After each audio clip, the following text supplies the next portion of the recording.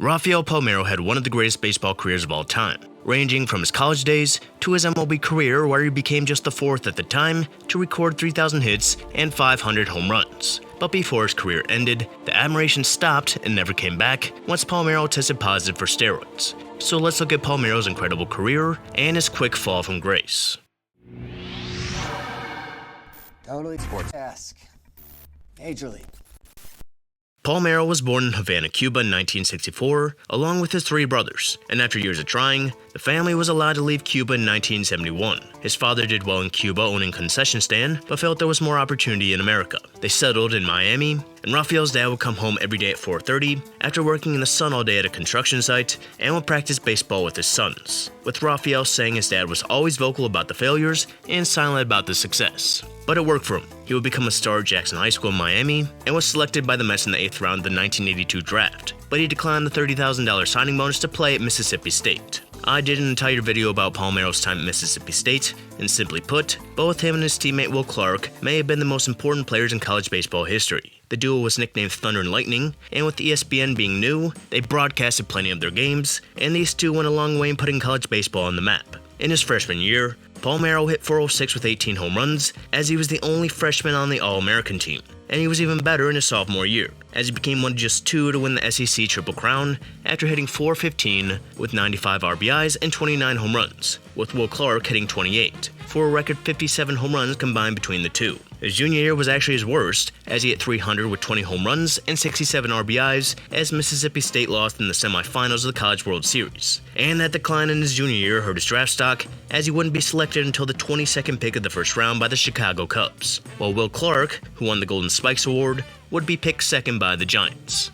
Palmeiro would bounce around the minors and majors through the first 3 years, making his debut on September 8, 1986 in left field at Wrigley Field. He would play 22 games in 1986, hitting 3 home runs with a .247 average. He would start 1987 in AAA Iowa, and by mid-June, he was a full-time major leaguer. He finished what would be his rookie year in 1987, playing 84 games, hitting 14 home runs, driving in 30, hitting .276 with an .879 OPS. Pretty good numbers to excite Cubs fans. And 1988 would be his first full year, where he would impress in the first half, hitting 6 home runs with 29 RBIs, and most notably, he was hitting .311, which was enough for him to make his first All-Star game, where he would walk in his one plate appearance, for a 1,000 on-base percentage in the All-Star game, and he would finish the year in a similar fashion, ending the year with 8 home runs, 53 RBIs, and a .307 average, which was the second best average in the NL, behind only Tony Gwynn. Impressive, but many in the organization did not like what they saw. Palmeiro's numbers mirrored that of a contact-hitting middle infielder, such as a Luis Suarez, and many wanted better power numbers, especially after hitting 67 home runs over his college career.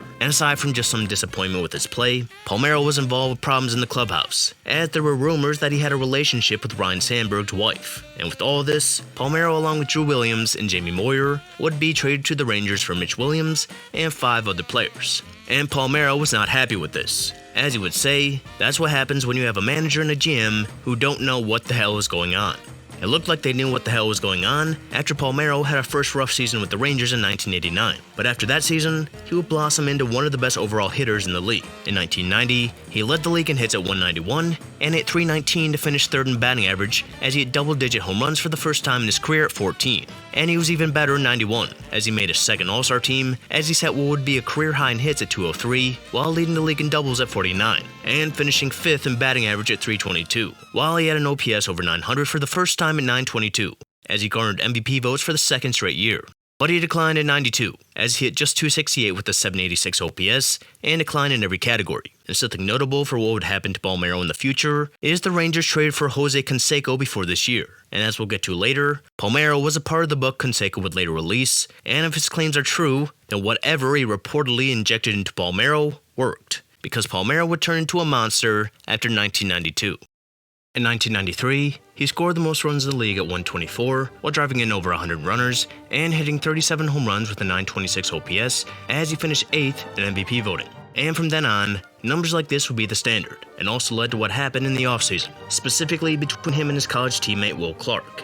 After a subpar season for Clark, he decided to test free agency after not getting what he wanted from the Giants. Meanwhile, Palmeiro was also a free agent, and was offered 5 years and $26 million from the Rangers. The two were going to work together, with Palmeiro wanting to set the market in Texas, but then Clark signed a 5-year, $30 million contract with the Rangers. something that did not sit well with Palmeiro, who was coming off a massive season. He would say on Clark after, "That's the way he is. He's got no class. Friendship didn't matter to him. He was looking out for himself. I don't think much of Will. He's a lowlife." Palmeiro then went on to sign a 5-year, $30+ million contract with the Orioles. And just like he had done with the Cubs, he went out with criticism, calling Rangers president Tom Schieffer a bozo, a backstabbing liar, and calling him stupid when it comes to baseball, while implying that Schieffer had anti-Latino prejudice. And maybe this ordeal awoke something in Palmeiro, because he made sure 1993 wasn't a one-off thing.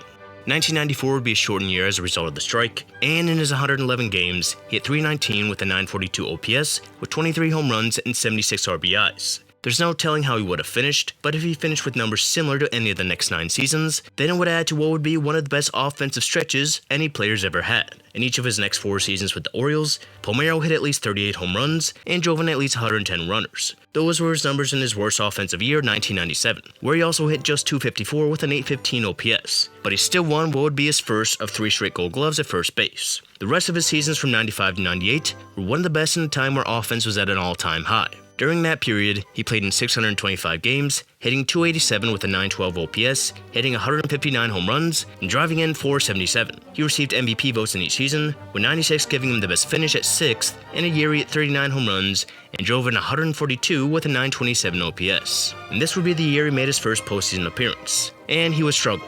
He drove in just 2 and hit .177 in the ALDS against Cleveland that the Orioles won, and he didn't do much better in the ALCS against the Yankees. A painful memory for Orioles fans as Palmeiro did hit 2 home runs in the series in Yankee Stadium, but he didn't get a hit in the final 3 games, as the Yankees reached out and beat the Orioles in 5 games. But he got another chance the next year in the playoffs, and again, he struggled. Through the Orioles' 10 playoff games, he hit just 1 home run and drove in 2, while hitting .270, and struck out 12 times in 38 at-bats, as the Orioles again lost in the ALCS, this time against Cleveland, as they wouldn't make another postseason appearance until 2012. Despite the incredible seasons he put up in Baltimore during the 90s, Palmeiro made the All-Star team just once, and that was in 1998, where he also won his first Silver Slugger in what would be his final season in Baltimore at the time. And though Palmeiro went out criticizing the Rangers after 93, they patched things up, and he would return in 1999, signing for 5 years and $45 million, actually $5 million less than what the Orioles offered him, as his family had remained in Dallas throughout this entire time. And in his return to Texas, he would put up the best season of his career. At the All-Star break, he was hitting .355 with 22 home runs and 76 RBIs with a 1.062 OPS. And of course, he was selected to his 4th All-Star game, and he wasn't even supposed to start, as Jose Canseco at 31 home runs was voted as the DH. But Canseco would hurt his back, and Palmeiro would start and get a hit and an RBI. And he would continue through the second half, as he finished the season with career highs in about every category, hitting .324 with 47 home runs, 148 RBIs, a 1.050 OPS, and a 5.2 WAR, as he won his 2nd straight Silver Slugger and 3rd straight Gold Glove, as he had his best MVP finish ever at 5th, as his teammate Ivan Rodriguez won. And the reason Palmeiro was unlucky to be in this time period is despite hitting 47 home runs and driving in 148, he finished 2nd in both categories, behind Ken Griffey Jr. in home runs, and behind Manny Ramirez in RBIs, whose 165 was the most in any season after 1938. Palmeiro would get his final chance in the postseason, and it wouldn't last long, as the Rangers were swept by the Yankees, as Palmeiro didn't do much again, going 3 for 12 with 3 singles. He would play 4 more seasons for the Rangers, and while his average dropped some each year, his power numbers did not. He had at least 38 home runs and drove in at least 105 each year while playing on a last-place team, and that includes his 2001 season, where he tied his career high in 1999 with 47 home runs, as he would have a .932 OPS over these 4 seasons, and 167 home runs. And that includes his 500th home run he hit on May 11th, 2003, making him the 19th member of the club, just 1 month after Sammy Sosa became the 18th. And after 2003, a season where he hit 38 home runs to match his age, he could have retired, but he once again made a return, signing a 1-year $4 million contract with the Orioles.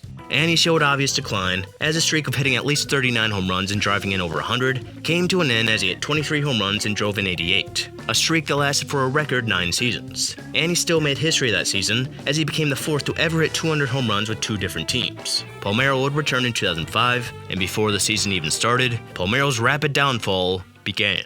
There was always speculation about why these guys were hitting so many home runs and growing the size of their heads without head-growing specific workouts. And they became serious around 2002 amidst the Balco scandal. And by 2004, the issue was being brought up in the State of the Union address.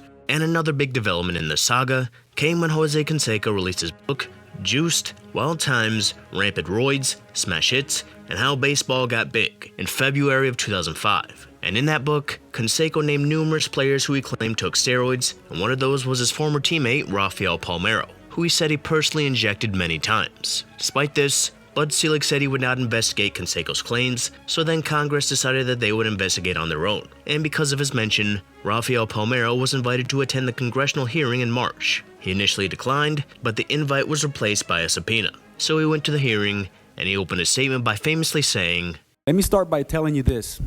I have never used steroids, period."